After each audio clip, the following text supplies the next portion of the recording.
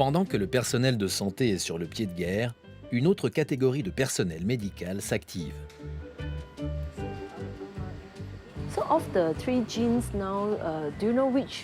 Acumen est une entreprise de biotechnologie qui a son siège à Singapour et développe des outils de diagnostic moléculaire génétique pour permettre aux hôpitaux de dépister certaines maladies infectieuses. Elle se concentre maintenant sur l'élaboration de kits de dépistage du Covid-19. Cela s'inscrit dans le cadre de la riposte de la communauté scientifique internationale suite au séquençage du génome du virus par des scientifiques chinois qui l'ont partagé avec les scientifiques du monde entier. Nous avons progressé très rapidement cette fois-ci. Dès que nous avons reçu le matériel, nous avons même effectué des tests jusque tard dans la nuit, jusqu'à 3 heures du matin, week-end compris. En 3 semaines, le Dr Hong et son équipe ont élaboré un kit de dépistage. Voici un échantillon prélevé dans la gorge d'un malade par un autre laboratoire de l'hôpital et qui nous a été fourni. Nous allons le placer dans une boîte de réaction, puis dans la machine pour analyse.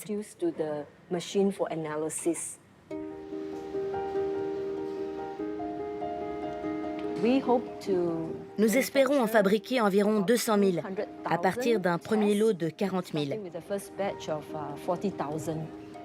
Le Dr Hong exporte aussi ses kits dans les pays qui en ont besoin. C'est l'un des 3 kits fabriqués à Singapour pour dépister le virus. Les responsables du secteur public, du secteur privé, du secteur de la recherche et du développement et du secteur de l'innovation se serrent les coudes. Nous nous attelons tous aux problèmes avec les outils adéquats, comme la technologie et les connaissances médicales. Pour moi, éduquer le public, en plus des outils que nous avons à disposition, empêchera la population de paniquer et nous permettra d'endiguer la propagation.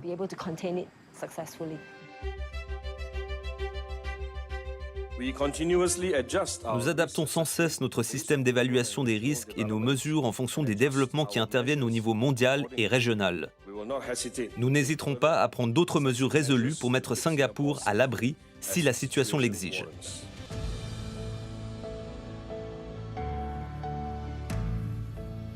Seul le temps nous dira si Singapour va triompher de ce nouveau virus. Mais il constitue peut-être un exemple.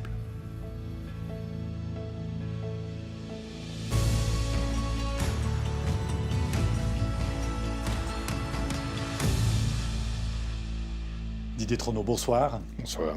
Vous êtes professeur à l'EPFL, vous êtes spécialiste en virologie, vous êtes très sollicité sur les plateaux de télévision en ce moment. Vous avez vu ce reportage sur Singapour. Est-ce qu'il y a des leçons à tirer pour la Suisse de ce que montre cette politique à Singapour ? Ce qu'on doit dire, c'est que c'est absolument remarquable ce que Singapour a fait. Il faut aussi parler de pourquoi ils ont pu le faire si bien et pourquoi on pourrait faire certaines choses, mais peut-être pas tout en Suisse.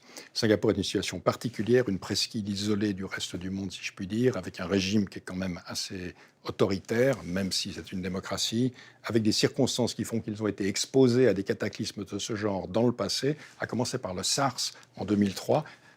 À l'époque, ils étaient démunis. À ce moment-là, ils ont bâti toute l'infrastructure, qu'elle soit humaine ou qu'elle soit en bâtiment et en facilité, dont ils avaient besoin pour faire face à l'épidémie d'aujourd'hui. Exemple, cet hôpital de 500 lits avec des chambres à pression négative, ce qui serait impossible à imaginer ici et qui était impossible à imaginer là-bas avant le SARS. Donc, ils étaient extrêmement prêts. Maintenant, l'approche qu'ils ont suivie, c'est-à-dire dépistage systématique, facilité parce que les gens arrivent à Singapour essentiellement par l'aéroport Changi, dépistage systématique, identification des contacts, isolation des patients, isolation des contacts, c'est une technique qui marche, qui est plus facile quand on le fait, quand il y a juste que quelques personnes infectées, qui est